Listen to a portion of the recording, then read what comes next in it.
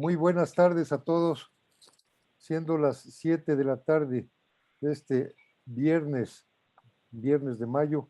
Estamos arribando a nuestra 16ª conferencia de este ciclo organizado por Mexicanos por México y por Movimiento por la Patria.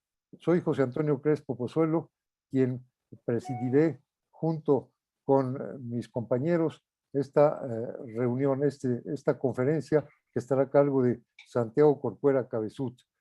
Le quisiera yo dar la palabra a José Antonio Gómez Urquiza para que, en representación de Mexicanos por México, también les dé la bienvenida. Muchas gracias, José Antonio. Este ciclo de conferencias, este excelente ciclo de conferencias que se ha organizado entre estas organizaciones hermanas, Movimiento por la Patria y Mexicanos por México, el día de hoy cuenta con un excelente expositor, Santiago Corcuera Cabezut, a quien le damos la bienvenida. Y adelante, Paco Plancarte, para que hagas la presentación de nuestro orador. Con mucho gusto.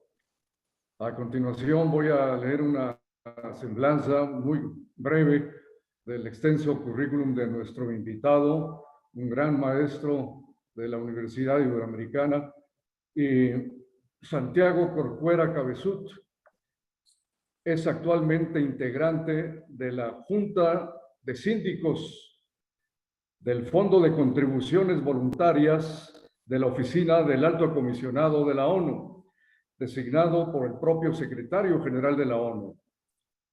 Fue miembro del Comité contra las Desapariciones Forzadas de las Naciones Unidas de 2013 a 2017 y su presidente del 2016 a 2017.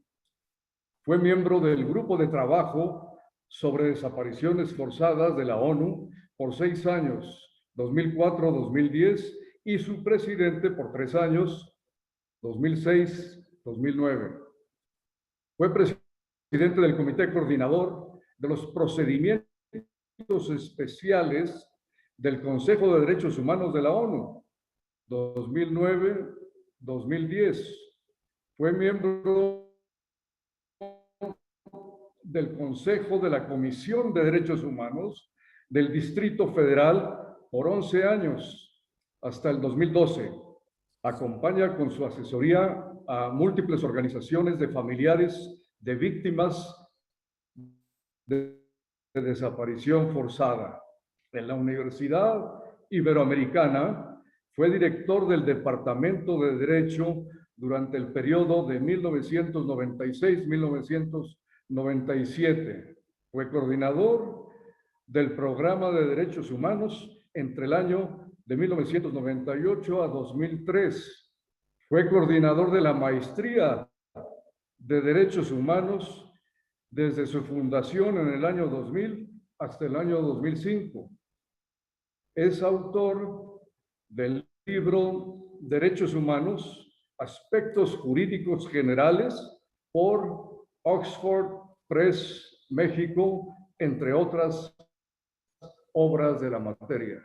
Ese es nuestro distinguido invitado. Gracias. Y va a abordar el tema ejecuciones y desapariciones forzadas en el México contemporáneo. Bueno, pues muchísimas gracias a todas y todos por estar con nosotros esta tarde. Me siento muy honrado, muy privilegiado de esta invitación. Es la segunda vez que este prestigiado grupo de exalumnos del Instituto Patria me hacen el honor de invitarme a platicar con ustedes. En la otra ocasión tuvimos la suerte de podernos encontrar presencialmente en aquellos desayunos que ustedes organizaban. En esta ocasión, pues todavía seguimos semi-encerrados, pero también hemos aprendido a comunicarnos a través de estas plataformas de videoconferencia que permiten pues también reunirnos virtualmente, remotamente, y pues desde la comodidad de sus respectivas habitaciones, hogares, o estén donde estén. Así que les agradezco muchísimo la participación. Y también le agradezco mucho a José Antonio Crespo el haberme contactado a través de mi hermano Carlos, integrante de este grupo, para retomar aquellos temas que tratamos en aquella ocasión, en aquel desayuno, para tratar de actualizarnos y conocer la situación que prevalece en México en la actualidad en relación con dos temas muy dolorosos, que son las ejecuciones y las desapariciones en México. Antes de entrar a la parte, digamos, de concientización de la realidad actual, quisiera presentar algunos conceptos para que nos ubiquemos de qué es lo que estamos hablando, porque pues evidentemente todo mundo leemos las noticias y oímos la radio y escuchamos reportajes relacionados con ejecuciones, fosas clandestinas, cuerpos hallados en diferentes partes del país, marchas, la marcha de apenas el pasado lunes de las madres buscando a sus hijas e hijos, de las madres de las personas desaparecidas que marcharon por las calles de la Ciudad de México y que llegaron hasta el Zócalo a continuar con su protesta por la situación tan terrible que es una verdadera tragedia humanitaria en la que México lleva sumido ya más de 14 años. Entonces, primero voy a dar unos breves conceptos para que entendamos de qué estamos hablando, pues. La palabra desapariciones abarca, para efectos de la presentación que voy a hacer, tanto la desaparición forzada como la desaparición cometida por particulares. El término desaparición forzada, por desgracia, tiene algo así como una denominación de origen latinoamericana, porque empieza la Organización de las Naciones Unidas a preocuparse y a ocuparse sobre el tema de las desapariciones por allá de la década de los 70, sobre todo por las desapariciones que estaban ocurriendo en la isla de Chipre, y particularmente en el norte de Chipre por la ocupación turca. Y es en esa década, en los 70, en donde por primera vez aparecen algunas, según mis registros, probablemente esté equivocado, pero según mis investigaciones, es la primera vez cuando la Asamblea General de la ONU saca una resolución sobre desapariciones en Chipre de 1975, luego otra posterior y luego una del 78, y en ese mismo año del 78 emite la primera resolución que yo tenga conocimiento sobre las desapariciones en general, sobre las desapariciones en el mundo, y expresa una grave preocupación por la importante cantidad de reportes que la organización estaba recibiendo en esta materia, y fue por ello que en el año de 1980, un 29 de febrero de 1980, la Organización de las Naciones Unidas, a través de la ya desaparecida Comisión de Derechos Humanos, establece el primero de los procedimientos especiales de la entonces Comisión de Derechos Humanos de la ONU, y hoy este sistema se conoce como el Sistema de los Procedimientos Especiales del Consejo de Derechos Humanos de la ONU, que es el organismo que suplió o sucedió a la entonces Comisión. Y en el 29 de febrero de 1980, la Comisión instituye el primero de los procedimientos especiales. Hoy tenemos más de 50 mandatos de este tipo, pero aquel fue el primero y la ONU no sabía bien qué era lo que estaba haciendo. O sea, o en qué se iba a convertir ese precedente en más de 50 mandatos, que seguramente ustedes han escuchado en las noticias que a México lo ha visitado el relator contra la tortura, o el grupo de trabajo de desapariciones forzadas, o el relator sobre el derecho a la educación, o el grupo de trabajo sobre empresas y derechos humanos. Bueno, todos estos relatores y grupos de trabajo pertenecen a este sistema. y se instituye el Grupo de Trabajo sobre Desapariciones Forzadas e Involuntarias. Entonces, ya tenemos un órgano, un organismo de las Naciones Unidas encargado de vigilar la cuestión, de revisar la cuestión de las desapariciones en el mundo, en razón de lo que estaba sucediendo principalmente principalmente en razón de lo que estaba sucediendo en el cono suramericano y particularmente en Argentina, Chile y Uruguay, países que en aquel entonces estaban regidos bajo el yugo de dictaduras militares. Todos recordamos al general Videla en Argentina o al general Pinochet en Chile, y la cantidad muy grande de personas desaparecidas, perseguidas políticas, que se dieron en el contexto de aquellas dictaduras, y la grave preocupación que esa situación provocó en la comunidad internacional hizo que se constituyera este grupo de trabajo sobre desapariciones forzadas, que sigue operando. Se constituyó por un año y luego le fueron renovando los mandatos. Actualmente se renueva cada 3 años y sigue operando ese grupo de trabajo, y como amablemente lo refirió Paco, yo tuve el privilegio de ser integrante de ese grupo de trabajo por 6 años y presidirlo por 3. Justamente en el momento en el que se da, digamos, la terrible transición en el caso de México, cuando de no haber noticias de desapariciones forzadas en México, empiezan a recibirse reportes de desapariciones que empezaban a ocurrir en México en aquellos tiempos, ya durante el sexenio de Felipe Calderón, y a lo que me voy a referir a continuación. Entonces, la desaparición forzada de personas no es un secuestro.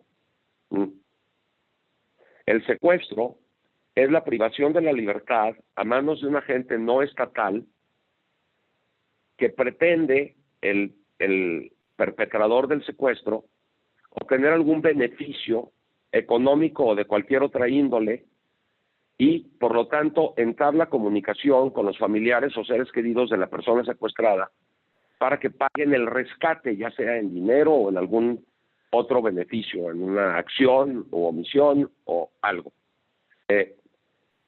Es uno de los pues crímenes más odiados, con toda la razón, por el sufrimiento que causan a la persona secuestrada y a la familia, pero tiene la gran diferencia con la desaparición de que la familia entabla comunicación con el grupo de secuestradores y exige una prueba de vida para pagar el rescate. Y eventualmente, aunque ya sabemos que en muchas ocasiones cuando no se logra una buena negociación, los secuestradores pueden privar de la vida a la persona secuestrada, no se puede decir que sea una desaparición porque de algún modo hay cierto conocimiento de que la persona está viva, aunque se desconozca de su paradero. La desaparición forzada, si esto les parece espantoso, la desaparición forzada es muchísimo peor, porque según la definición de los instrumentos internacionales en la materia, que son 4, y no los voy a mencionar para estos efectos si es relevante, es la privación de la libertad de una o más personas cometida por agentes del Estado, o sea, servidores públicos de cualquier sector o nivel, o por particulares o grupos de particulares que actúan con la autorización, el apoyo o la aquiescencia o asentimiento de agentes del Estado, y que luego, seguida de la negativa por parte del perpetrador a reconocer tal privación de libertad, o algo aún más cínico, la negativa a proporcionar información sobre la suerte o el paradero de la persona. Es decir, se priva de la libertad, un policía priva de la libertad a alguien, o un particular que actúa por instrucciones o con aquiescencia, contubernio, complicidad de agentes del Estado, y luego se niegan a reconocer que privaron de la libertad. Se dicen, no, nosotros no fuimos, ¿no? ¿Quién sabe dónde andará? O, sí lo tenemos, pero no te decimos en dónde está o qué le pasó. Y el fin es irrelevante, todo el mundo relaciona la desaparición con las dictaduras y la persecución política, y todo el mundo dice, bueno, el desaparecido es el perseguido político. Bueno, así fue en Argentina, en Uruguay, en Chile, en Perú, pero no así ha sido en México ni en Colombia en diferentes etapas. Pueden darse desapariciones por cualquier razón, y la motivación del perpetrador es irrelevante para efectos de calificar a la conducta como desaparición forzada. Ahora, para que la desaparición forzada sea desaparición forzada, propiamente dicha, es necesario que en la comisión de esta conducta asquerosa participen agentes del Estado, directa o indirectamente, tal como lo expliqué. Ahora, en contextos como el colombiano o el mexicano, en donde hay, por ejemplo, en Colombia, se dio durante tantas décadas la existencia de grupos subversivos con motivaciones políticas, como las FARC, ellos, y lo mismo pasó en Guatemala durante la guerra interna en Guatemala, o en Nicaragua durante la guerra sandinista, o en El Salvador, que se presentaban desapariciones perpetradas tanto por las Fuerzas Armadas oficiales o formales de esos países, como por los propios ejércitos de liberación. Y se cometieron todo tipo de atrocidades por los dos bandos. Luego en Colombia, como todos sabemos, todas y todos sabemos, se va reconfigurando la guerra interna y se va narcotizando la situación al grado de que pues comienzan a surgir carteles de la droga importantísimos y poderosísimos, y de todas y todos conocidos, que comienzan también a perpetrar crímenes atroces, ejecuciones y desapariciones al por mayor. En esos casos no podemos hablar de que ellos estén cometiendo desaparición forzada, a pesar de que el Código Penal colombiano equivocadamente las mete en la misma canasta, y la ONU ha regañado a Colombia por eso. Y se enojaban mucho cuando yo visité Colombia oficialmente, se enojaban mucho conmigo cuando les hacían notar esto. Decían, es que está usted justificando las desapariciones de las FARC. Claro que no. Nada más que es mucho peor cuando un agente del Estado es el que comete el crimen, que se supone que los agentes de seguridad están para provocar seguridad y proteger a las personas en contra de los crímenes, y que ellos mismos la cometan. Es mucho peor la desaparición forzada que la desaparición cometida por particulares, eso sin duda, ¿no? Pero en el contexto colombiano, pues se dan a lo largo de estas décadas, y muy particularmente durante los primeros años de los años 2000, en el sexenio, es decir, en la administración de Álvaro Uribe Vélez, pues se dieron una cantidad impresionante de desapariciones perpetradas por paramilitares financiados por el gobierno, como por agentes delincuenciales no relacionados con el gobierno, por las propias Fuerzas Armadas del gobierno, por la propia Policía Nacional de Colombia. En México tenemos ese contexto reciente, permítanme entonces ya entrar en el contexto histórico del México contemporáneo. Ya quedé con José Antonio que titularíamos esta plática. Y entiendo por el México contemporáneo no a la revolución, sino ya después de la revolución, y más particularmente porque por supuesto durante la revolución hubo pues yo no sé cuántas desapariciones por el propio conflicto armado tan desordenado que vivió el país, y que todas y todos conocemos de nuestras clases de historia, y muchísimos muertos, por supuesto, de los enfrentamientos. Pero el expediente negro, digamos, hay 3 expedientes negros más recientes que podemos identificar en México. El primero es el de la llamada Guerra Sucia, que comienza, por así decirlo, a finales de la década de los 60, y muy particularmente con el episodio espantoso del 2 de octubre de 1968, en donde se presenta pues esta masacre de Tlatelolco, en donde perecen o sea, son ejecutadas muchas personas, pierden la vida. En ese episodio parece, según registros, que hay 2 o 3 personas desaparecidas que no se supo qué les pasó, pero realmente esa es una masacre. Pero una vez que toma el poder Luis Echeverría Álvarez, comienza la persecución política en contra de los opositores al régimen, y muy señaladamente por el grupo subversivo comandado por Lucio Cabañas en Guerrero. Es en donde se da el mayor número de desapariciones forzadas en esa época, los vuelos de la muerte, en donde subían a las personas en los aviones y los tiraban al Océano Pacífico, tal y como sucedía en Argentina y en Chile, de manera más o menos contemporánea.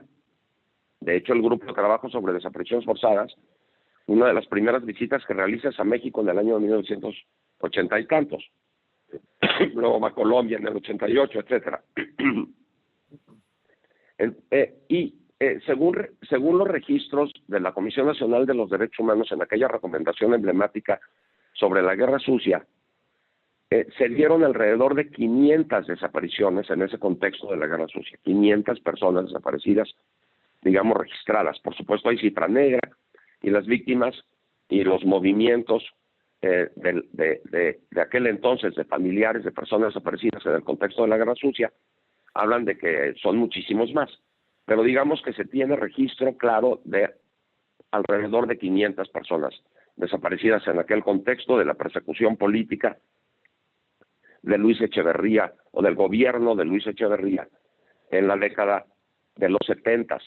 Hay un caso que se ha vuelto muy emblemático en México, sobre todo para quienes estamos dedicados a la profesión legal, a los abogados y abogadas, que es el caso de Rosendo Radilla Pacheco, que es un simpatizante de Lucio Cabañas que escribía corridos y que fue desaparecido a manos de agentes del ejército mexicano en Guerrero en el año de 1974.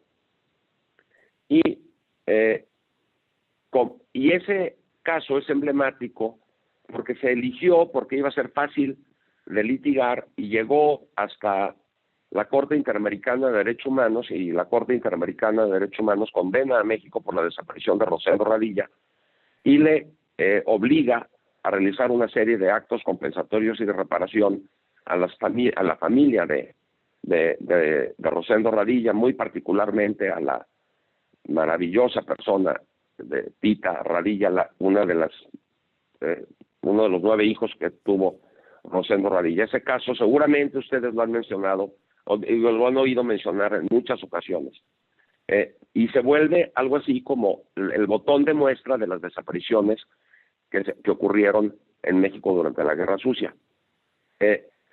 Después de Echeverría, se deja de hablar, digamos, ya durante la década de los 80 en adelante, se deja de hablar de desapariciones en México, hasta el sexenio de Ernesto Zedillo Ponce de León, aquel presidente que muchas personas le tienen ese como recuerdo de que fue muy demócrata, que porque admitió su derrota y permitió que Vicente Fox tomara el poder, como si le hubiera quedado de otra al señor Zedillo, pues simplemente perdieron las elecciones y ya no era Bartlett el que las administraba, sino que era José Waldenberg.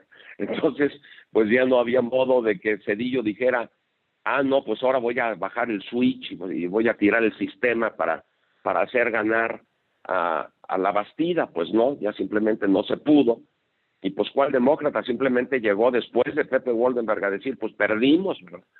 Y empieza en febrero del año, o sea, Zedillo toma posesión en diciembre del 94, en medio del conflicto del ejército zapatista que Salinas trató de administrar a través de la mediación de Camacho, etcétera, para no provocar más muertes. Pero Zedillo, que tenía esta actitud como de cura de pueblo, ¿no? Que él nos hablaba como si él fuera muy bueno, y nosotros muy idiotas.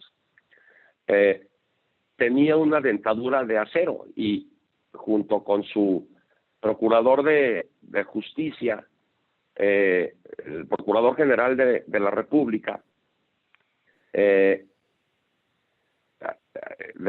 triste memoria, José Antonio Lozano, el de la Paca y el paraje del Encanto, y pues ellos son los que inician la persecución en contra del subcomandante Marcos, de Rafael Guillén Vicente, por cierto, tampiqueño, ahorita que estamos hablando hace ratito en privado de Tampico, y comienza la embestida militar en contra del Ejército Zapatista de Liberación Nacional, y se producen masacres espantosas como la de Acteal a manos de grupos armados paramilitares financiados por el PRI estatal. En aquel entonces el gobernador era el señor Ruiz Ferro y el secretario de Gobernación de Cedillo era Emilio Choaifet Chemor, que fueron los que urdieron esta llamada por los sociólogos especialistas, llamada guerra de baja intensidad. Carlos Fuentes decía que la intención del gobierno respecto a los zapatistas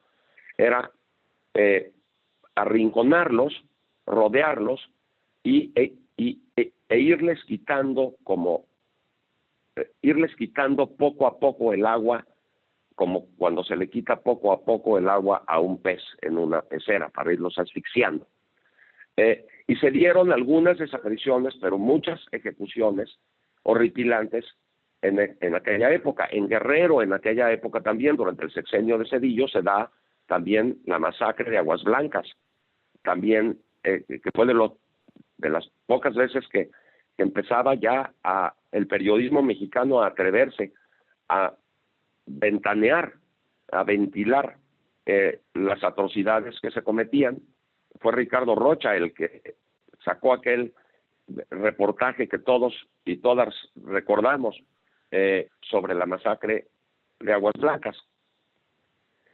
Luego empezó el sexenio de Vicente Fox, y como el burro que tocó la flauta, porque todo el mundo sabe que Vicente Fox no gobernaba, sino que gobernaba su gabinete, tenía un secretario de Hacienda impresionantemente competente y fue el que mantuvo la economía durante el sexenio muy bien, Paco Gil. Tenía un secretario de Gobernación de nombre Santiago Krill Miranda, al que muchas personas critican que porque no hacía nada, que porque era muy tibio, muy gris. Pues sí, pero entre las cosas que la política interna, la política de gobernación del país no hizo durante el sexenio fue perseguir, ni reprimir, ni permitía, por ejemplo, que los manifestantes de Atenco en contra del aeropuerto se manifestaran en las calles con sus machetes, y nunca lo reprimió. Hasta que llegó el secretario de Gobernación, Abascal, que junto con Peña Nieto empezó a reprimir. Por ejemplo, en el segundo Atenco, que no era por un aeropuerto, sino por un mercado y por unos locatarios de flores. Ya México ha sido condenado por la Corte Interamericana de Derechos Humanos por la tortura y la represión que se cometió en aquel episodio de muy triste memoria, de la que yo estoy seguro que si Santiago Krill hubiera seguido siendo el secretario de Gobernación, eso nunca hubiera sucedido, porque a ese secretario de Gobernación no le gustaba reprimir, y no reprimió y permitió el avance de los zapatistas, que llegaran al Zócalo, que hablaran en el Congreso de la Unión, a pesar de los enojos del jefe Diego, que decía que cómo era posible que permitieran eso. Bueno, pues se permitió, y durante la política interna de ese sexenio, conducida por Krill, México logró los índices más bajos de muertes violentas por cada 100,000 habitantes de que se tenga registro desde que esto se mide así. Fox, o bueno, el gobierno de Fox, porque como digo Fox no, porque ese señor no gobernaba, pero en el gobierno de Fox se tuvo un índice de muertes por cada 100,000 habitantes. Ahorita les voy a mostrar una gráfica. ¿La ven o qué tengo que hacer? tengo que compartir pantalla, ¿verdad? Así es. Y tengo que... Estas son las cosas que pasan aquí con estas nuevas plataformas, que se interrumpe la conversación porque el operador no es muy bueno para manejar estas cosas. Pero bueno, entonces, esto no es lo que les quiero mostrar. Lo que les quiero mostrar es esto. Permítanme.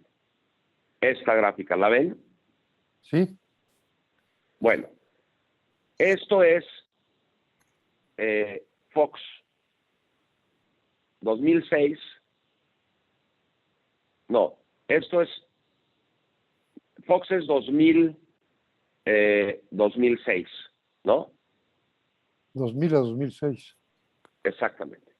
Entonces tenemos esta tendencia a la baja que se da claramente en el sexenio. Aquí hay un pequeño repunte, pero nos deja el país a principios del 2007, cuando toma posesión Calderón, nos deja el país con un índice de 8.1 por cada 100,000 de muertes violentas, o sea, homicidios dolosos, lo que se diría en el contexto de lo que estamos hablando, ejecuciones. 8.1. Ahora vean esta gráfica. No estamos viendo la gráfica. Estamos viendo, estamos viendo el título. El título de la... Ahora... Hay que pasar a la siguiente diapositiva. A ver, ¿qué pasa? ¿Ahora? No. Se ve una tabla. Esa tabla. Fox, Calderón, Peña y AMLO. No. Es que están viendo ustedes la tabla de las desapariciones. Está... Sí. No. ¿La tienes en otro archivo, la gráfica? No, la tengo la tengo en mi pantalla, pero ya vi que lo que están ustedes viendo es esto, de desapariciones en los... Fox, Calderón, Peña y AMLO. Sí. Entonces, esto es espantoso. Ahorita van a ver este tema, pero ahorita todavía no llego a este tema de las desapariciones.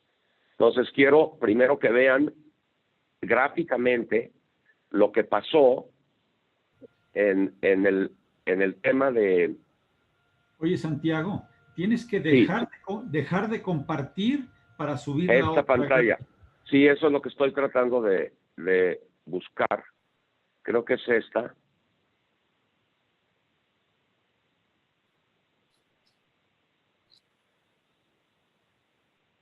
Y luego esta. ¿Ahora sí? Ahora sí. Ahora sí.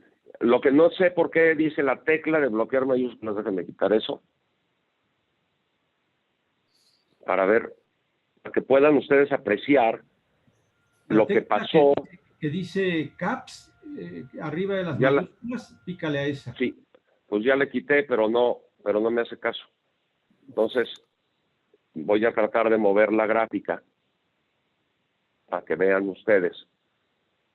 Bueno, entonces aquí está Fox, México 2007. Así toma el país Felipe Calderón, con el índice más bajo registrado en México desde que esto se mide así, con este índice de por cada 100,000 habitantes.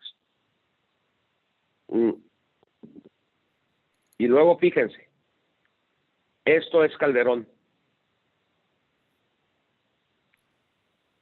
Es una línea recta, prácticamente vertical. Y Calderón nos deja el país con 22, un índice de 22, llegó a tener 23 y medio. Esto significa un incremento de el 300% aproximadamente de muertes violentas por cada 100,000 habitantes. O sea, vean lo tremendamente alarmante que es esta gráfica. No es una escalera como se venía dando el descenso, ¿no? No, es un incremento con una línea vertical prácticamente y recta hacia arriba, ascendente.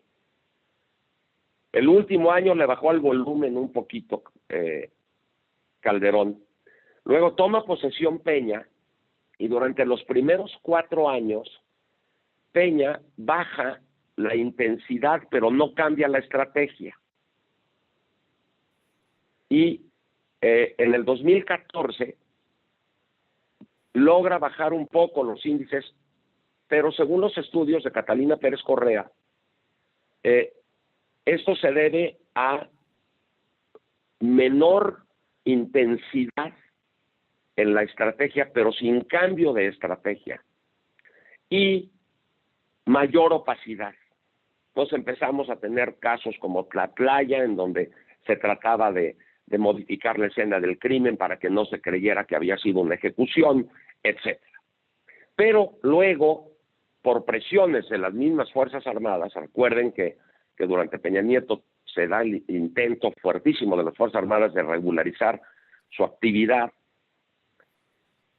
empieza a subir tremendamente y nos deja el país con un índice de 29 muertos por cada 100,000 habitantes.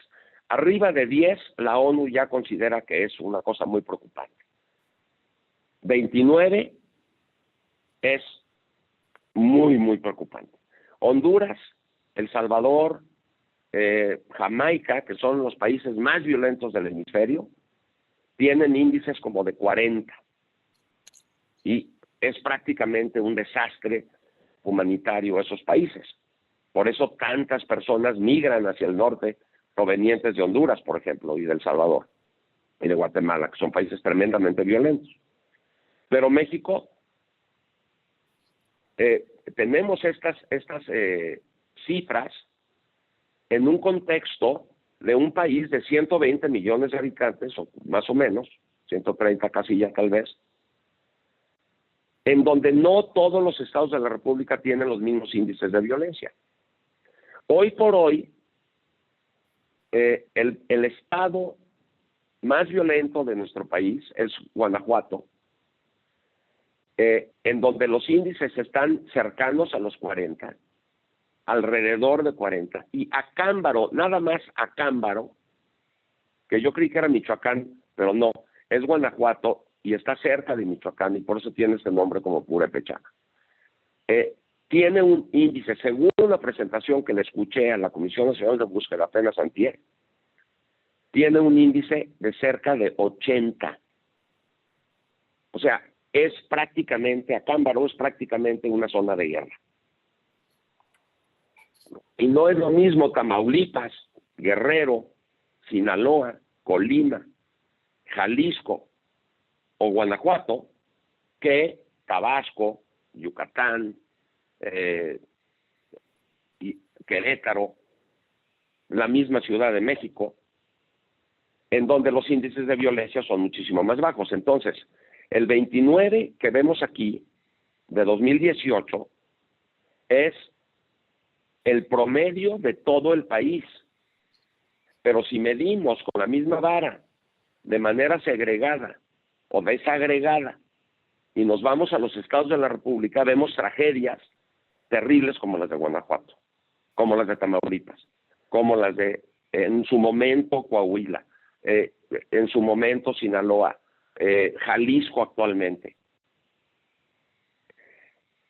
Para que, por favor, dimensionemos lo que provocó, que se provocó durante el sexenio de Calderón, esto que vemos aquí.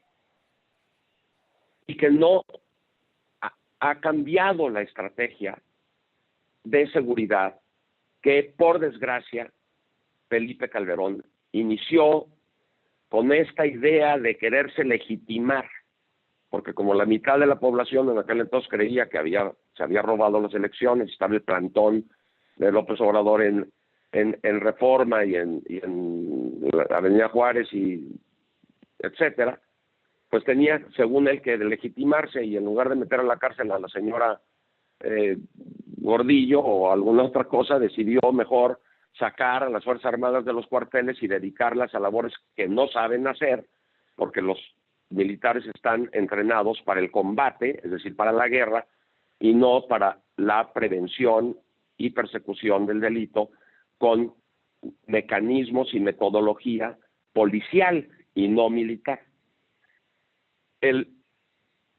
Esta situación, por desgracia, ha provocado estos índices. O sea, vino a México a principios del sexenio de Peña Nieto, en el 2013,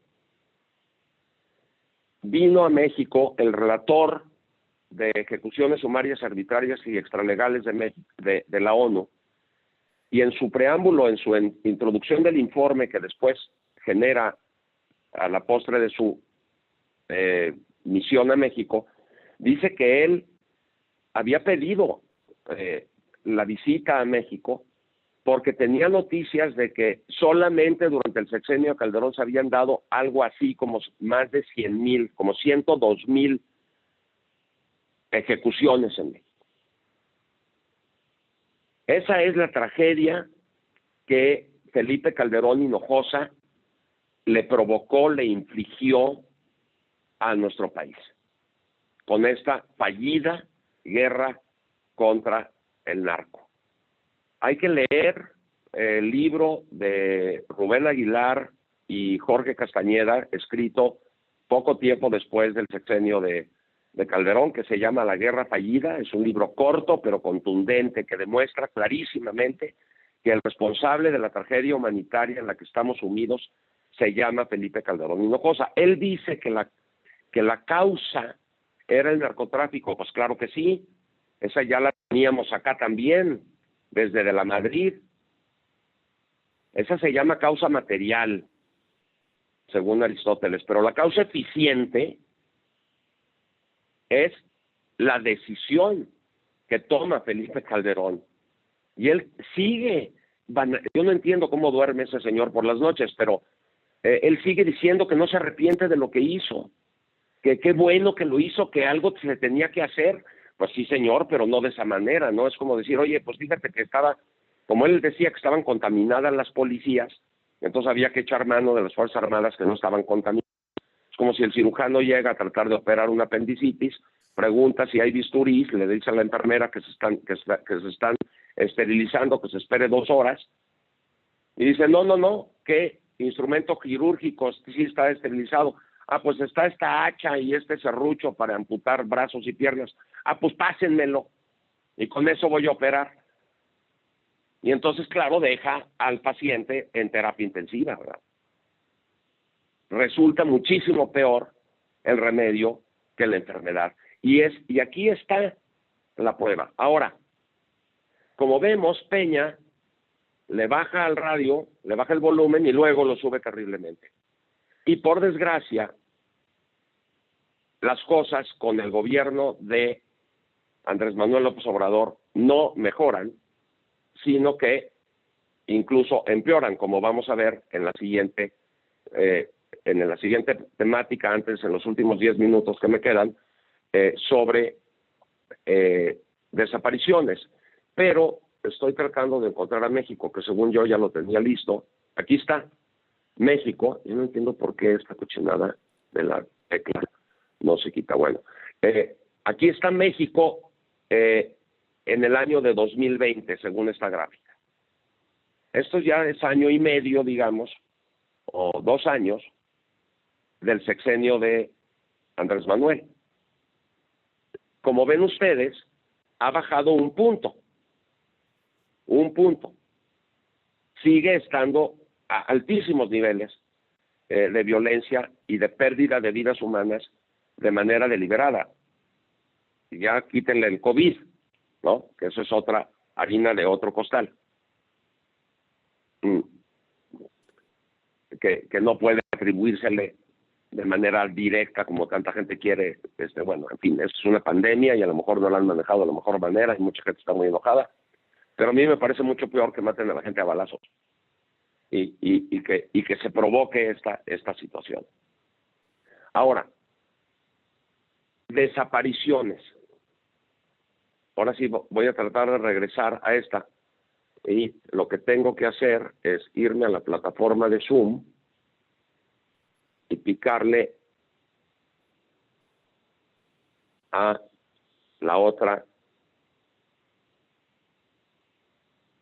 Bueno, esta lámina que tienen ustedes enfrente es verdadera. ¿La ven? Fox, Calderón, Peña, AMLO. Sí. Ajá, perfecto. Estas son las desapariciones que se dieron durante el sexenio de Fox. 1,340. No se consideraba que en México se estuvieran dando desapariciones propiamente dichas. Esto es durante todo el sexenio de Fox. Durante todo el sexenio de Fox. 1,340 personas no localizadas.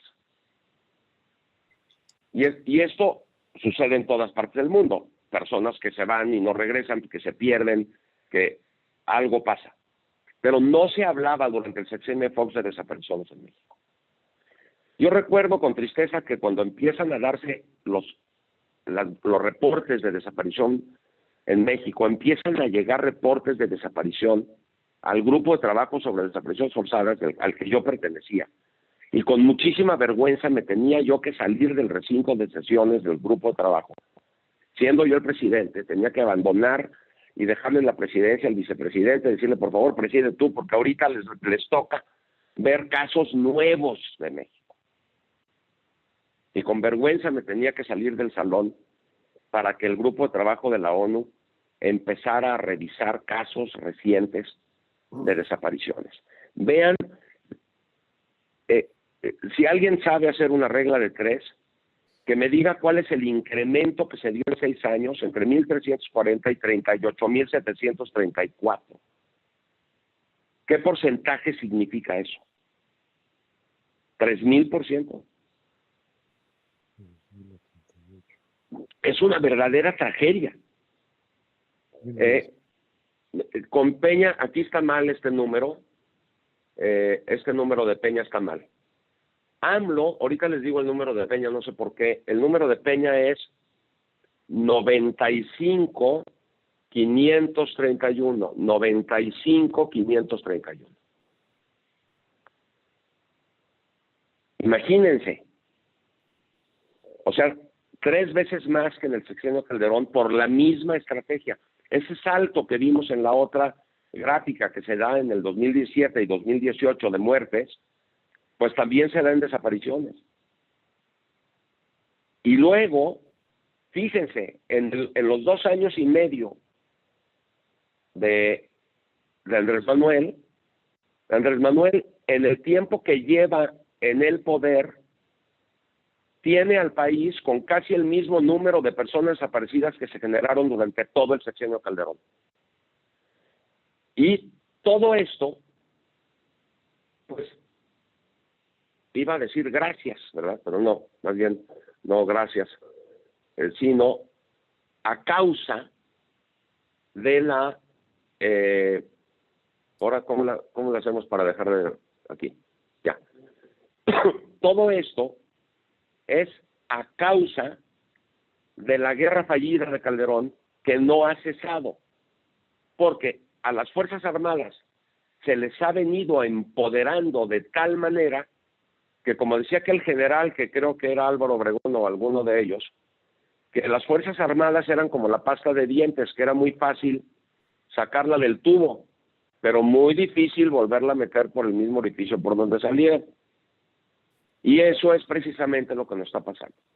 Y la presión que han tenido el presidente Peña y el presidente López Obrador por parte de las Fuerzas Armadas mexicanas es que las regularicen. Calderón las tuvo en estas funciones de manera absolutamente ilegal, y todo mundo lo decíamos. Lo empezamos a decir incluso desde antes de Calderón, en tiempos de Zedillo, en el 98, se hizo un foro en la Cámara de Diputados en donde por primera vez se empezó a hablar de esto, de que no era conveniente de que las Fuerzas Armadas estuvieran en las calles haciendo labores de policíacas o policiales. Pero por desgracia, en tiempos de Peña, las Fuerzas Armadas, ya cansadas de que se les estuviera usando para lo que no están hechas, dijeron, bueno, por lo menos regularízame, ¿no? Legaliza todo esto que estoy haciendo por tus órdenes, que es completamente ilegal. Y Peña manda aquella iniciativa de la Ley de Seguridad Interior, que ustedes recordarán que a finales del sexenio de Peña se publica y se promulga la Ley de Seguridad Interior y se presentan acciones de inconstitucionalidad en contra de esa ley. La Comisión Nacional de los Derechos Humanos presenta una acción de inconstitucionalidad. El gobierno de Chihuahua, al que yo tuve el honor de representar al gobernador en la presentación de esa controversia constitucional, y la Suprema Corte de Justicia de la Nación, ya electo Andrés Manuel López Obrador, declara inconstitucional aquella ley de Peña Nieto que intentaba legalizar lo que es ilegal, que es la participación de las Fuerzas Armadas en labores de seguridad pública. Ante tal situación, ¿qué hizo el presidente López Obrador? Ya dijeron que es ilegal hacerlo a través de una ley del Congreso. Bueno, pues vamos a cambiar la Constitución. Pues al cabo, ¿y qué? Que le encanta a este presidente decir que cada que le dan un revés judicial, dice, bueno, pues vamos a cambiar la Constitución. Es por eso que es tan importante quitarle la mayoría absoluta que tiene actualmente en el Congreso de la Unión al partido en el poder, para que no pueda cambiar la Constitución a su antojo. No obstante, la reforma constitucional en materia de Guardia Nacional que promueve el presidente López Obrador, y aquí sí, gracias a la bendita sociedad civil que tanto critica el presidente, se logró que no quedara la iniciativa como la quería él, con una Guardia Nacional completamente militarizada, sino que se logró que la Guardia Nacional fuera una policía nacional dirigida e integrada por civiles y entrenada como policías y no como militares. Pero ¿cómo se salió con la suya el presidente? Con unos artículos transitorios de la reforma constitucional que dice, bueno, en tanto la Guardia Nacional se conforma como una Guardia Nacional civil, como una Guardia Civil, pues la vamos a nutrir de elementos de las Fuerzas Armadas, de la Policía Naval, de la Policía Militar y de efectivos del Ejército. En tanto se civiliza. Y durante 5 años, las Fuerzas Armadas, no disfrazadas de policías de la Guardia Nacional, porque recuerden ustedes que el uniforme no hace al policía, así como el hábito no hace al monje, el uniforme no hace al policía. El militar que se viste de policía, militar se queda. Soldado que se viste de policía, soldado se queda y sigue actuando como soldado, porque la formación militar imprime carácter. Y no es fácil quitarle su modo de accionar al soldado. Pero peor todavía, durante 5 años, el transitorio quinto de la reforma constitucional en materia de Guardia Nacional del año 2019, permite que las Fuerzas Armadas, propiamente dichas, actúen en calidad de policías. Eso sí, dice de manera extraordinaria, supervisada, vigilada, etc. De acuerdo con la sentencia de Alvarado contra México, que perdió México, que me encanta esa sentencia porque es una sentencia sobre un caso que se dio durante el sexenio de Calderón. Y ahí está la condena internacional al señor Felipe Calderón Hinojosa, al que le debemos toda esta tragedia. Y este señor presidente que tenemos ahora, lo único que ha hecho es empoderar y empoderar y empoderar a las Fuerzas Armadas. Ya olvídense dándoles labores policíacas, sino dándoles labores de construcción, de sucursales del Banco de Bienestar, las aduanas, los puertos, las utilidades del... Me da risa que le va a dar las utilidades del Tren Maya. Yo quiero ver que esa empresa genere utilidades, pero en fin, etcétera. Y durante 5 años, o sea, prácticamente todo su sexenio, pues la militarización de la seguridad pública sigue ahí. Ahora, ¿qué tenemos que hacer? Pues uno, desmilitarizar la seguridad pública. ¿Cómo? Construyendo policías civilizadas. O sea, civilizando la seguridad pública. Y uso la palabra civilización en un doble sentido, por supuesto.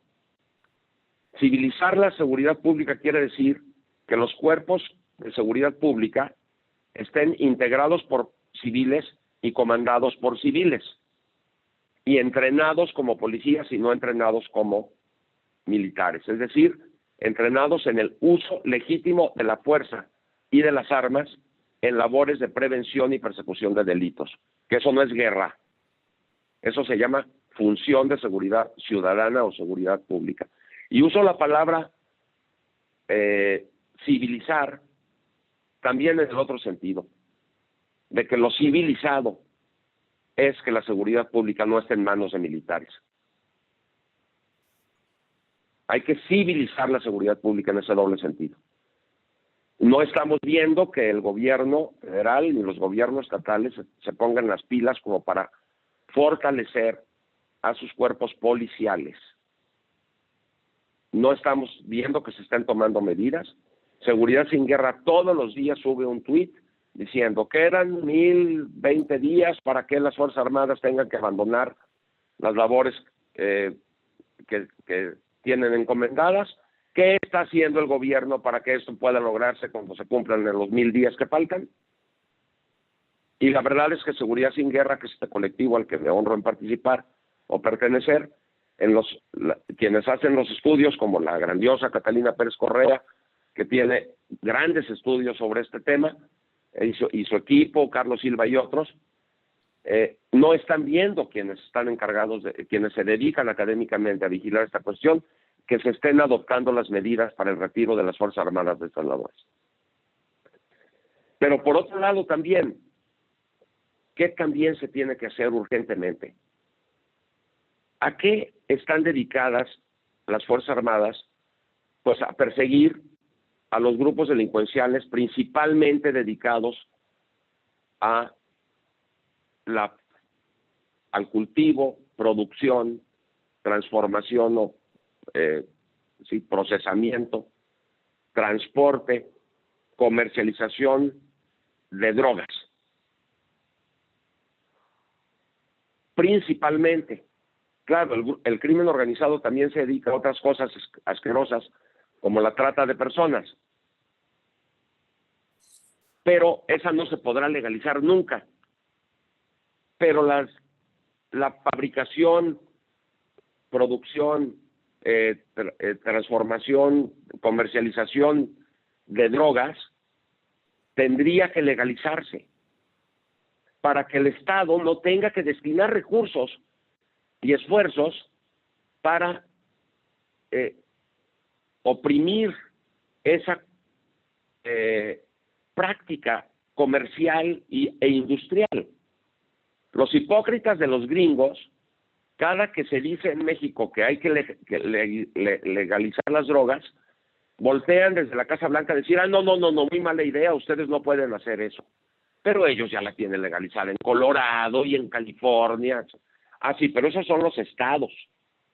El gobierno federal no está de acuerdo. Y cada que se insinúa eso en México, los hipócritas de los gringos nos dicen que no. Porque por otro lado, como si ellos no tuvieran carteles de las drogas, los que pasa es que hacen lo mismo que se hacía antes en México, no perseguirlos y dejarlos operar, hacernos de la vista gorda.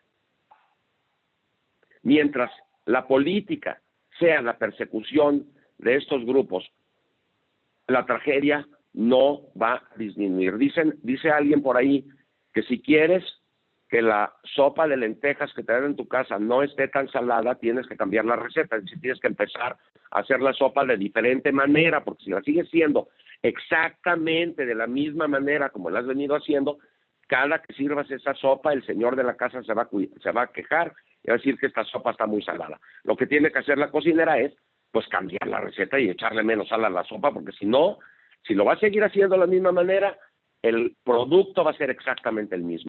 Y ahí están las pruebas. Es decir, no estamos mejorando. En México tenemos 85,000 personas desaparecidas oficialmente registradas. Y con esto termino. Quiero mostrarles esto. Esta es la página oficial del Registro Nacional de Personas desaparecidas y no localizadas. 88,004 personas están desaparecidas en México actualmente. Imaginen ustedes la angustia de los familiares de estas 88,000 personas, de no saber en dónde están, qué les estarán haciendo. Es una angustia que no se les disminuye a las madres y a los familiares de las personas desaparecidas. Y ahora vean esta gráfica y con esto termino. Perdón.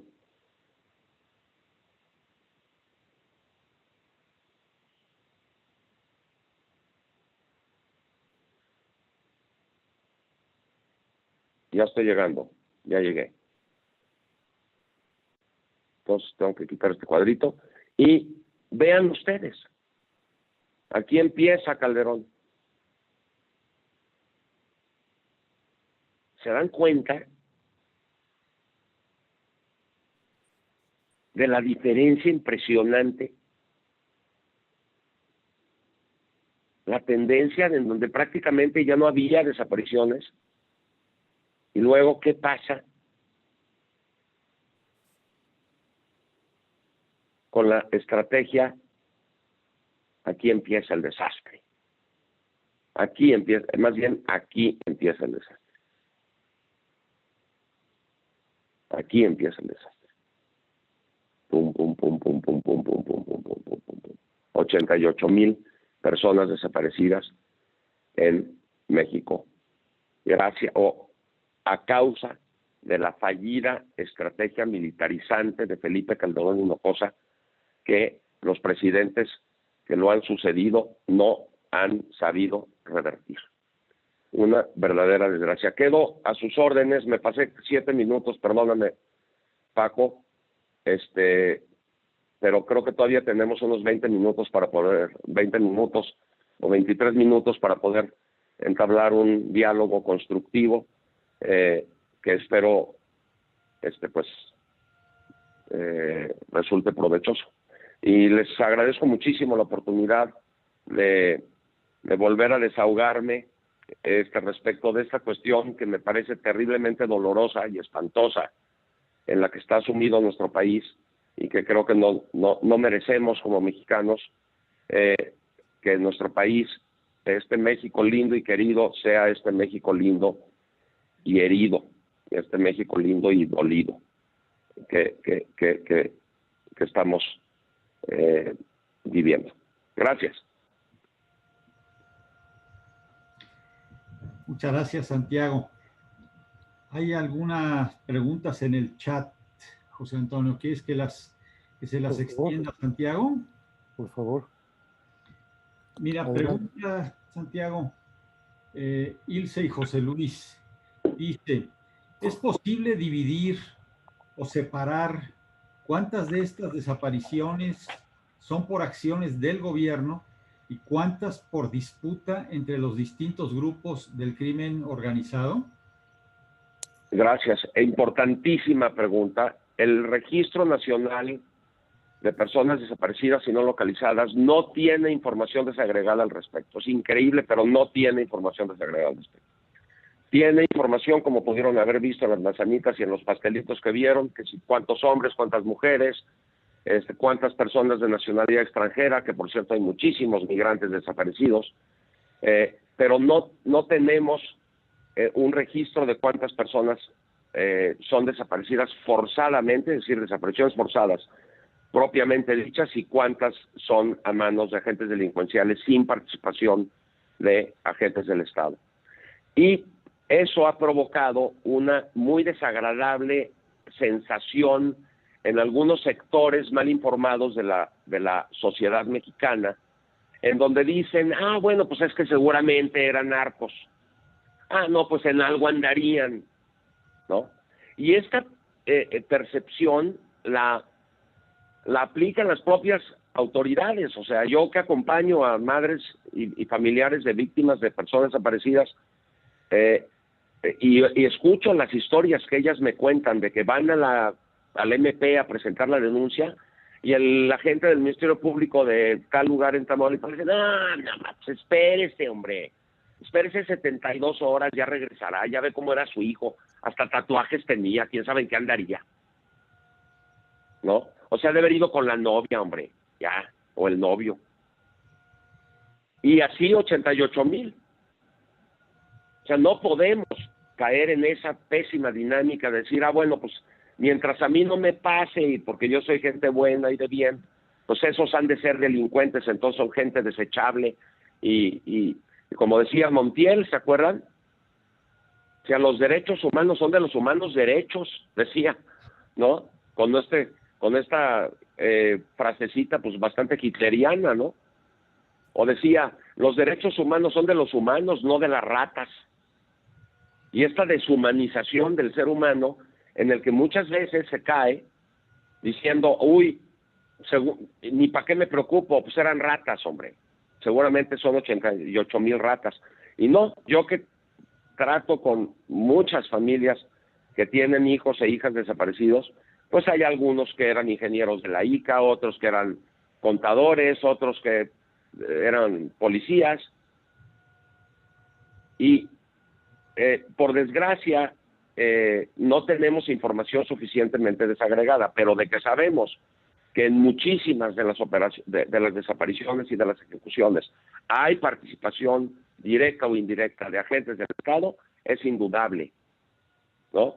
Y a cada rato nos estamos encontrando, pues, que en enfrentamientos que se dieron entre delincuentes y la Guardia Nacional o el Ejército, hubo 20 muertos de los delincuentes y ninguno de la Guardia Nacional. Pues qué chistoso, se llaman ejecuciones, hombre.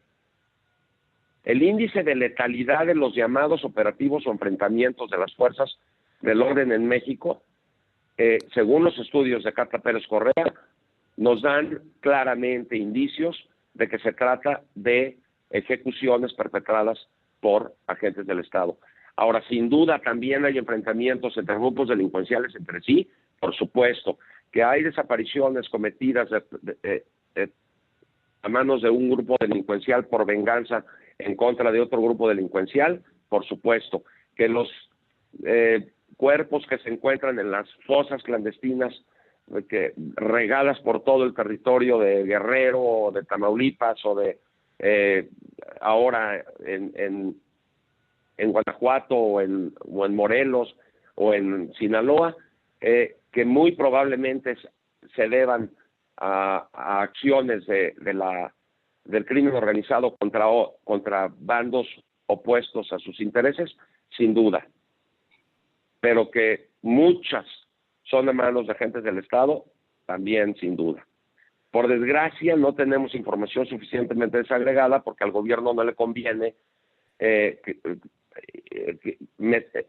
desagregarla, prefiere que todo esté metido en la misma vasija y que cuando le hagan al gobierno o a mí, que se supone que estoy algo enterado del tema, la pregunta que amablemente me hicieron, tengamos que decir, no, pues no sabemos cuántos son a manos del gobierno.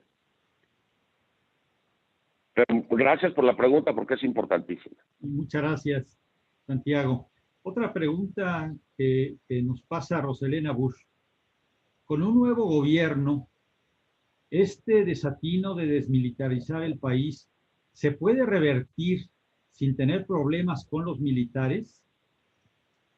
No sé si se refiere a un nuevo gobierno. Sí, no, perfectamente. Vamos a poner, sí, o sea, de alguna manera lo que nos está diciendo es, pues, ni Peña ni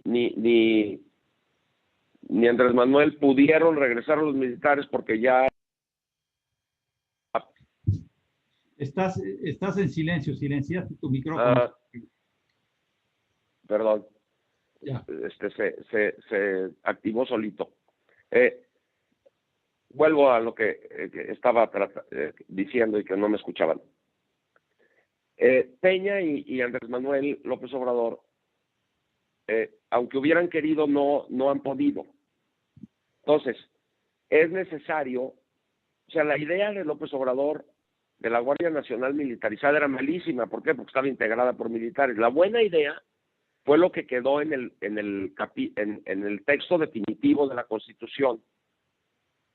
Ahora, nadie dice que se deban de regresar a las Fuerzas Armadas, a los soldados a sus cuarteles y a los marinos a sus buques de la noche a la mañana. Nadie dice eso, ni Seguridad Sin Guerra, ni nadie que esté en el activismo de la desmilitarización dice eso. No. Evidentemente se reconoce pues que se tiene que hacer de manera paulatina y cuidadosa. Entonces, yo creo, la pregunta es interesante, porque dice, no nos vamos a meter en problemas con las Fuerzas Armadas, de que ya no se quieran regresar y que nos vayan a dar un manotazo en la mesa, decir, ahora te quitas tú, presidente civil, y ahora me voy a subir yo, general, a hacerla de presidente. Eso es lo que menos queremos.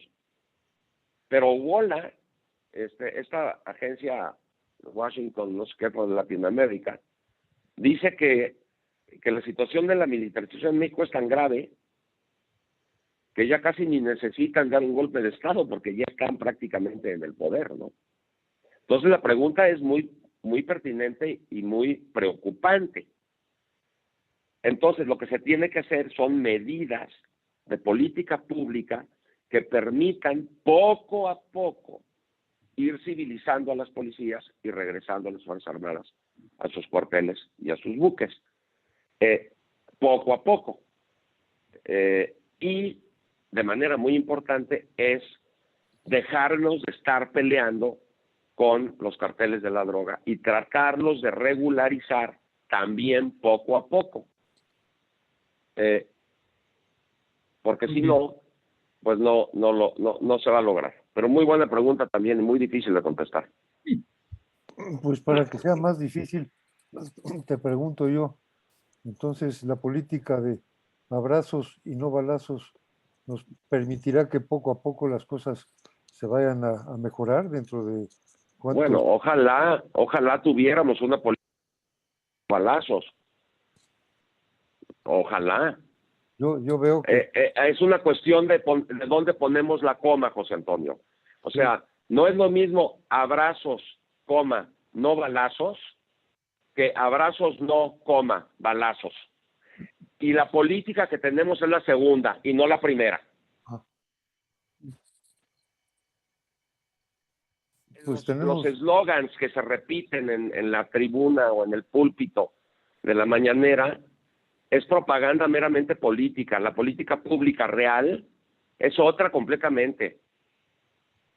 Es otra completamente. Pues el panorama que nos estás presentando... Y lo peor del caso es que ahora que se avecinan las elecciones, el grupo de Sí por México y Vamos México y quién sabe qué, nos dicen, ahora vota por el PAN y por el PRI. Y yo digo, ¡qué horror! O sea, pues ¿qué no estamos viendo que ellos son los causantes de todo el desastre? Entonces, ¿por qué? O sea, yo tengo algo así, no, pues no sé qué voy a hacer, pero a lo mejor voy a acabar votando por ellos nomás por quitarle la mayoría Morena, pero qué horror. Pues qué horror. Bajo la teoría del mal menor, Pero cuando esté poniendo mi crucecita, si es que pongo mi crucita arriba del PAN, creo que del PRI tengo un cromosoma que como que me impide, si acerco la mano a la boleta al tricolor, como que la mano se me mueve para que no vote por esos señores de relajo. Pero lo peor que ¿no? Pero sabré que si es que lo hago, sabré que estoy haciendo un mal, no un bien, estoy haciendo un mal menor, pero un mal. Y si no haces nada, ¿no es peor todavía? Mucho peor todavía. No, de que voy a ir a votar, voy a ir a votar. Pero voy a ir a votar bastante afligido, yo creo que como todas y todos nosotros, estando la situación como está. Así es. Porque ¿a poco de veras queremos votar por el PAN y por el PRI después de cómo nos dejaron el país? No, pero Ajá. O sea, no hay más que no de dos. sé, he pensado que a lo mejor Movimiento Ciudadano, pero luego me dicen que es un desperdicio, que solamente que vaya muy adelantado Movimiento Ciudadano en el distrito, como para que verdaderamente gane, porque si no, pues entonces es un voto perdido. Entonces hay que razonar mucho nuestros votos. Ahora también pensando pues que estamos eligiendo legisladores y no al Poder Ejecutivo, ¿no? Claro, pero estamos sentando las bases para que posteriormente sí tengamos que elegir al Ejecutivo. Ahora, hay una pregunta del doctor Manuel Janeiro que dice, gracias por su conferencia. Pero me quedo sin comprender, ¿qué debió de haber hecho el presidente Calderón? Lo mismo que el presidente Fox, nada. Nada. O sea, hacer lo mismo que hizo Fox, dejar al país en 7.98, en un índice de 7.9 u 8. Y que el narcotráfico... ¿Cómo? Pues cambiando las leyes para regularizar el tráfico de drogas, o hacerse de la vista gorda como se hizo Fox, y como se hizo de la Madrid, y como se hizo Cedillo en ese tema.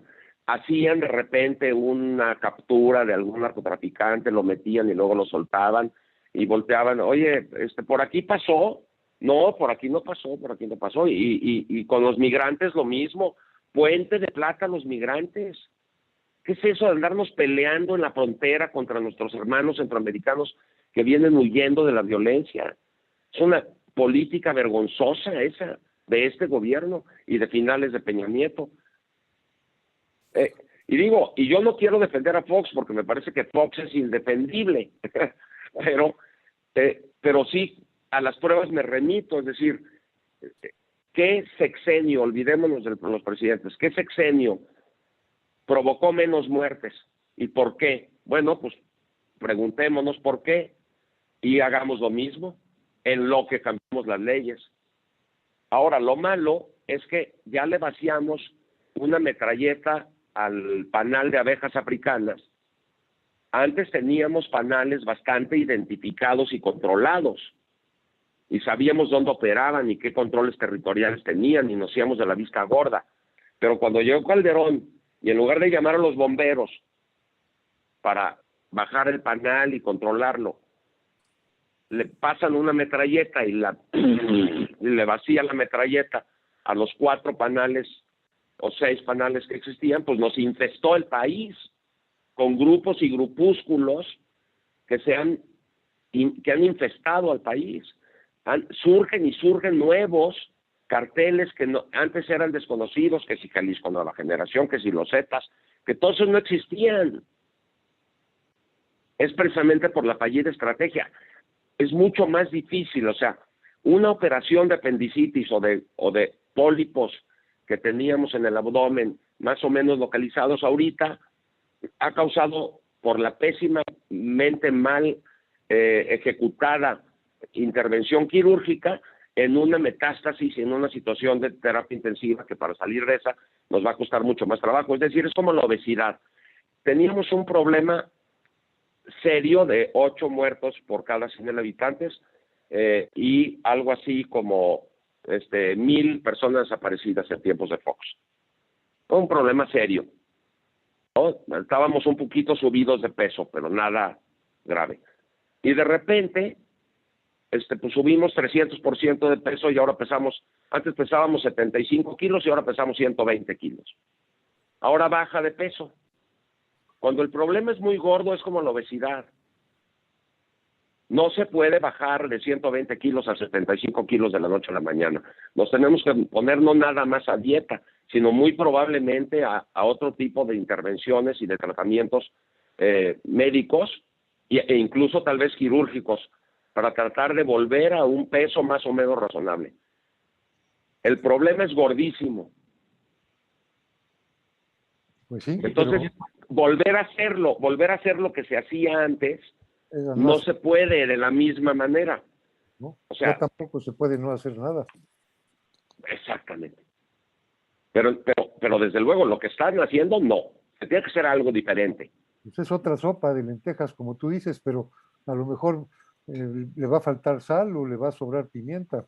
No tenemos Estoy seguro de que no vamos a estar felices con el sabor de la nueva receta, no, pero a lo mejor le quitamos parte del veneno que trae la sopa, porque no es nada más que no nos gusta el sabor, sino que además nos está envenenando esta receta, claramente. Pues con esto contestas a medias un poco, porque entiendo que es difícil tener la respuesta adecuada a la pregunta. 100%, 100%. No se puede contestar al 100% una situación así, pero sí hay conocimiento empírico, sí hay evidencia empírica del desastre, y por lo tanto hay que hacer lo contrario a aquello que se ha demostrado empíricamente que ha provocado el desastre. Entonces, a Vicente, poco a poco. A Vicente Flores le podemos decir que tu opinión realmente la has dado ya en cuanto a la estrategia idónea para resolverlo, pues que no existe en este momento, por lo menos no está a nuestro alcance y no lo tenemos claro. ¿Sí? Alberto. Yo digo dos cosas. Bueno, legalización de las drogas, regreso de las Fuerzas Armadas a sus cuarteles poco a poco, y una verdaderamente eficaz política anti-lavado de dinero y anti-recursos de procedencia ilícita. ¿Por qué Calderón no sacó su ley de antilavado al principio de su sexenio y nos aventó esa ley pésimamente mal hecha al final de su sexenio? Eso es fundamental. Dicen los especialistas en seguridad que los italianos y los que han estudiado todo lo que es el llamado combate a los cárteles delincuenciales, que hay que poncharle las 3 llantas al carro. Uno de ellos es con la fuerza pública, uno. O sea, sí se necesita labor policial, sí, no militar, pero labor policial sí. Pero la otra es la prevención, eso es a mucho más largo plazo, mejores niveles de vida, combatir la pobreza. Tenemos un país de 60 millones de pobres, o sea, es algo terrible, ¿no? Política pública para reducir la pobreza y reducir la desigualdad, más educación, bueno, todo eso es a largo plazo. Pero la otra es el dinero, porque según me dicen en las escuelas de administración de empresas, enseñan a sus alumnos y a sus alumnas que los negocios que no generan dinero tienen que cerrar. Entonces, pues, hay que poncharle la llanta lo más que se pueda a los recursos económicos y bienes de procedencia ilícita de los carteles. Sí, Santiago, gracias. Alberto Arellano comenta, muy interesante tu conferencia. Mi pregunta, ¿cuál es tu opinión de lo que sucede en Aguilillas, Michoacán? Pues no estoy enterado de todo lo que pasa en el país y prefiero no opinar sobre lo que no sé, la verdad. Me da pena sí. Y lo que pasó ayer, que asesinaron al alcalde. Perdón mi ignorancia y mi falta de estar on top of things, de no haber leído las noticias, pero es que tuve un jueves y un viernes bastante saturado de cosas y a lo mejor no me enteré. ¿Me pueden contar qué pasó? No, yo tampoco estoy enterado de ese caso concreto, pero sí estoy enterado de lo que pasó ayer, que mataron a Abel Murrieta, el que era el abogado de Levarón, ¿verdad?, en Sonora. Sí, qué horror. O sea, es una demostración más de lo que nos has planteado, de que... Bueno, es que además de todo, si el presidente de la República va a seguir todas las mañanas criticando a los defensores y defensoras de derechos humanos y a los periodistas, todas las instancias internacionales, la ONU y la OEA, las relatorías de defensoras y defensores y las relatorías de libertad de expresión, recomiendan que los altos funcionarios se abstengan de proferir críticas a periodistas y a defensoras y defensores porque se les pone en grave riesgo o peligro de recibir algún ataque por parte de sus seguidores. O sea, un presidente como López Obrador, con los altísimos niveles de aprobación que tiene, debe de ser tremendamente prudente en sus expresiones críticas hacia organismos de la sociedad civil. Y pues ahí está, critique a Mexicanos contra la Corrupción, señalando con el dedo a los integrantes del Consejo de no sé qué, artículo 19 del que yo soy consejero, todo el tiempo le está pegue y pegue, artículo 19, le dice la llamada sociedad civil, así como si los defensores y defensoras de derechos humanos no existieran o tuvieran una agenda política. Los defensores y defensoras de derechos humanos verdaderamente genuinos y legítimos son daltónicos políticos, son políticamente daltónicos. Se dedican a señalar las violaciones de derechos humanos, se cometan en donde se cometan y cuando se cometan. Si recuerdo muy bien que la jornada cuando gobernaba el PRI, le aplaudía mucho a Luis de la Barrera Solórzano, el presidente de la Comisión de Derechos Humanos de la Ciudad de México, porque sacaba recomendaciones por tortura que se cometía por las fuerzas policiales de la Ciudad de México. Y luego cuando llegó Cuauhtémoc Cárdenas al poder y la comisión seguía señalando los casos de tortura, entonces a la jornada ya no le gustaba. No. O sea, un defensor de derechos humanos señala el caso de tortura, sea el gobernante tricolor, o sea amarillo, o sea cafetoso, o sea azul, le da igual el color. Se dedica simplemente a señalar y denunciar las violaciones de los derechos humanos, independientemente del colorido político del gobierno en turno. Entonces, si no le gusta al presidente que los defensores señalen las violaciones que él dice que ya no hay, porque ya ven que él dice que ya no hay tortura, que ya no hay ejecuciones, pues aquí está la evidencia empírica, no lo que se dice en el púlpito.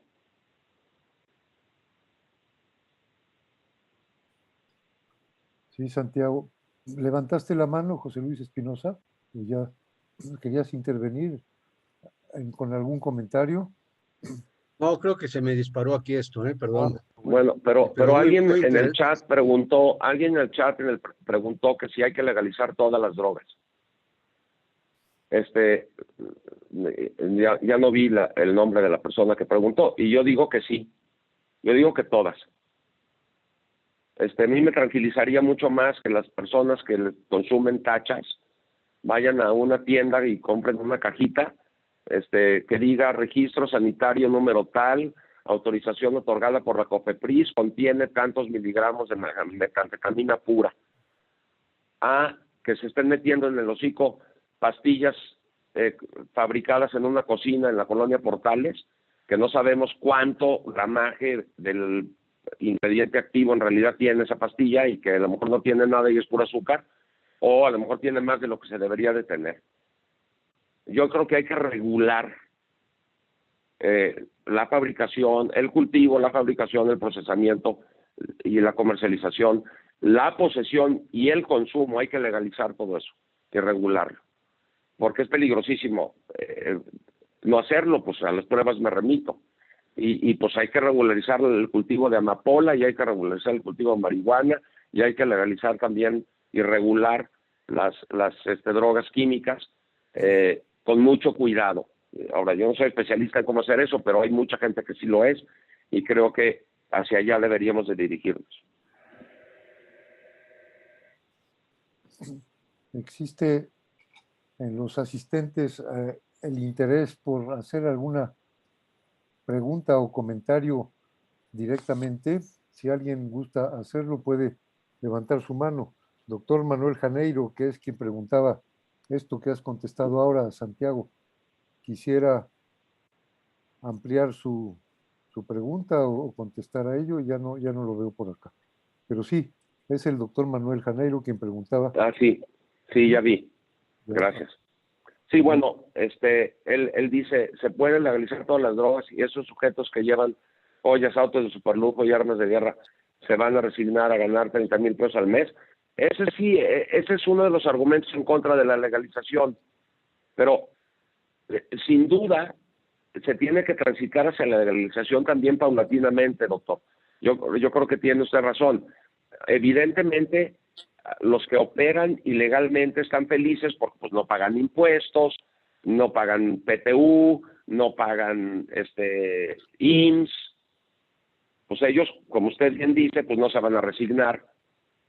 Pero si empiezan a surgir negocios regularizados que les hagan la competencia, pues se van a esos que no se quieren resignar, pues se van a tener que, se les va a reducir sus ganancias, se les va a reducir su mercado, porque pues habrá gente que ya no quiera comprarles a los dealers clandestinos, sino que van a preferir ir a la tienda a comprar su cajetilla de marihuana y pagar impuestos.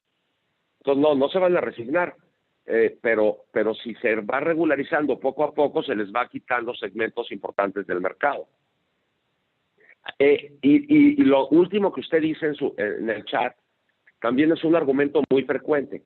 Si se les quita la posibilidad de seguirse dedicando al trasiego de drogas, se van a dedicar a la trata de personas, dice.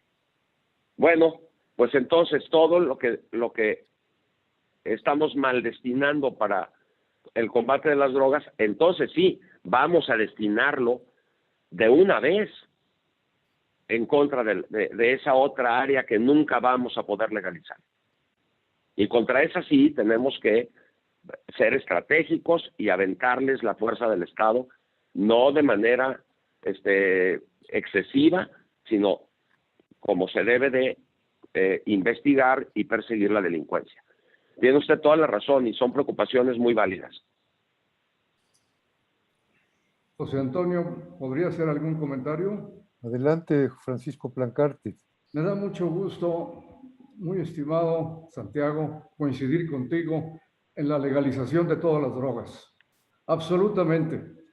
Y no es que estemos descubriendo el hilo negro en el agua caliente. Mi señor padre, que era un caballero muy conservador y demás, sostenía la legalización total de las drogas toda su vida. Entonces, eso, por supuesto que debe de ir de la mano, como tú lo señalaste, de alguna manera con los Estados Unidos. Hacerlo 100%. solamente en México es muy complicado y para lograr trascender que esta solución, como dice el dicho, a grandes males, grandes remedios, debemos de buscar, querido Santiago, cómo hacer una estrategia multilateral, no solamente con los Estados Unidos y Canadá, sino también con la Unión Europea, en un futuro para beneficio de los que vienen, que encontremos alguna estrategia multilateral de la legalización de las drogas y en fin, lo dejo sobre la mesa y sé que de alguna manera en un futuro podemos seguir platicando del asunto. Me dará muchísimo gusto y les agradezco enormemente la invitación. Sé que muchas de las cosas que dije provocan pues dudas, inquietudes, e incluso estoy seguro de que pues como muy bien lo hace el doctor Manuel Janeiro, dice, pues qué fácil decir legaliza las drogas, pero que no va a tener consecuencias muy negativas también eso. Desde luego, el problema es muy complejo y muy difícil. Entonces, pues lo entiendo, pero bueno, mi intención era pues poner sobre la mesa primero lo incuestionable, que son la tragedia en la que estamos metidos y que las soluciones a esta situación pues no son fáciles, desde luego. Pues ese es el gran mensaje que nos dejas, Santiago, y te lo agradecemos mucho porque tienes autoridad y experiencia para mostrarlo de una manera tan fidedigna y tan cierta, que certera no, pero sí cierta. La realidad es que nos estás abriendo los ojos o estás confirmando que la situación en nuestro país respecto a las desapariciones forzadas, a la violencia, a las muertes ocasionadas por agentes del Estado o por agentes del narcotráfico, pues es un verdadero problema y que la verdad, pues no sabemos cuál es la solución y sabemos, eso sí, que en pocos días tendremos que, por lo menos en este ámbito de nuestras preocupaciones nacionales, tratar de empezar a enderezar las cosas. Y como tú bien dices, no hay más que de dos sopas. Hay las lentejas muy, muy saladas o otras que a lo mejor serán insípidas, pero no tan saladas. Así es que lo peor Sí. que podemos hacer es no comer lentejas. José Luis Espinosa. Sí, gracias. Mira, un comentario sobre, me, me llama mucho la atención que culpes tanto a Calderón de todo este rollo. Sin embargo, no dejas de tener un poco de razón, pero hay que tomar en cuenta que el negocio del narcotráfico cambió radicalmente. Ni a Cedillo ni a Fox se le vino encima la marabunta del mercado interno. Fue cuando algo pasó en Estados Unidos que empezó a dificultar el trasiego de droga y aquí en México la empezaron a distribuir. Es lo que yo Bueno, percibo. Y, perdón, gracias, gracias. pero creo que Felipe Calderón, sin ser yo un fanático de él, desde luego que no lo soy, lo confieso, creo que Felipe Calderón no tuvo la colaboración, pues digamos, ahora se sabe que de García Luna, ¿no? Que García Luna era parte de todo este negocio interno. Te escucho. Gracias, excelente comentario, pero recomiendo nuevamente la lectura del librito de Castañeda y Aguilar.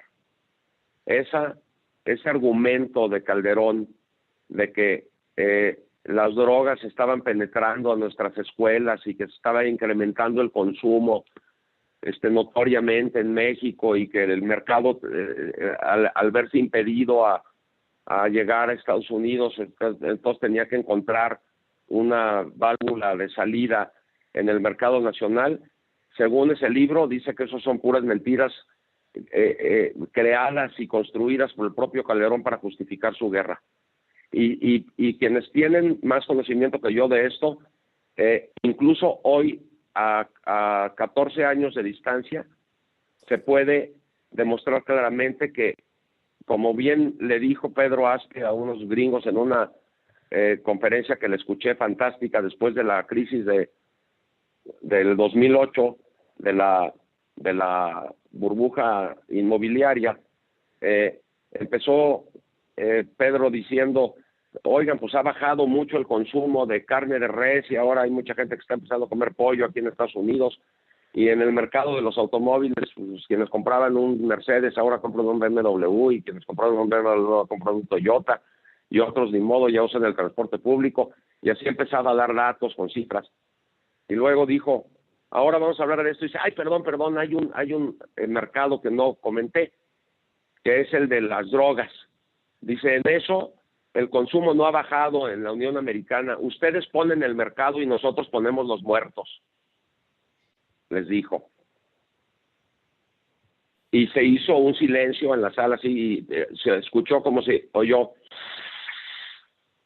Pero tiene toda la razón. Y este constructo de que, uy, el mercado mexicano, cómo ha crecido, pues dicen que no es cierto. Y que eso que decía Calderón y que repite todavía justificación de su atrocidad, parece que sociológica y estadísticamente probado que no es para tanto. Y que la diferencia entre el 2007, en el 2006, 2005 y 2004 de Fox no hubiera cambiado, no cambió radicalmente al día siguiente de que tomó posición Calderón, ni tampoco iba como en incremento. Calderón dice que como no se hizo nada durante Fox, por eso creció tanto el consumo interno. Pero dicen Castañeda y Aguilar que eso no es cierto.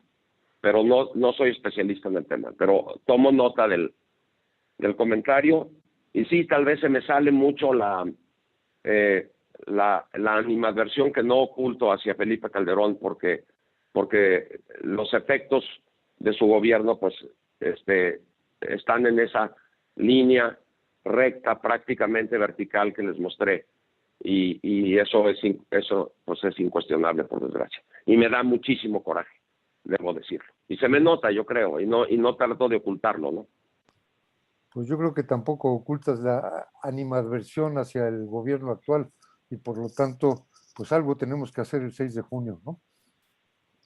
¿Estás de acuerdo con mi aseveración? Bueno, en cuanto a la política de seguridad, estoy completamente en contra de la política de seguridad de este gobierno, sí. Estoy absolutamente en contra. Pues José Antonio Gómez Urquiza, para terminar con tu excelente moderación, le damos las gracias a Santiago Corcuera, que una vez más ha estado con nosotros, exponiéndonos un diagnóstico que nos deja un mal sabor de boca, pero nos deja, por otro lado, una gran intención de mejorar las cosas en nuestra querida patria. Y para eso tenemos que acudir este próximo 6 de junio. Por favor, José Antonio Gómez Urquiza, cierra la reunión y pide a los asistentes que abran sus micrófonos. Adelante, José Antonio. Sí, muchas gracias, José Antonio. Y un comentario sobre el 6 de junio. Hay uno de los mensajes que anda circulando que dice, si no te gusta nada de lo que hay en el menú, ¿dejas de comer o escoges algo de lo que está en el menú que te pueda servir como alimento, que se te pueda antojar? Ese es el tema del 6 de junio cuando nos enfrentemos a la boleta electoral. Y los que estamos aquí, Mexicanos por México, el Movimiento por la Patria, estamos apoyando a la coalición Va por México. Pensamos pues sí, que parece que es el mal menor, ¿verdad? Muchas gracias, Santiago. Perdón, abran su micrófono todos porque se han cerrado. Y demos un aplauso a esta presentación que nos ha hecho. Muchas gracias, muchas gracias. Gracias, Santiago. Gracias, Santiago. Gracias. Muchas gracias. Pues a votar el 6 de junio, aunque sea por el mal menor. Hasta luego. Por supuesto. Gracias, Santiago. Hasta luego, gracias.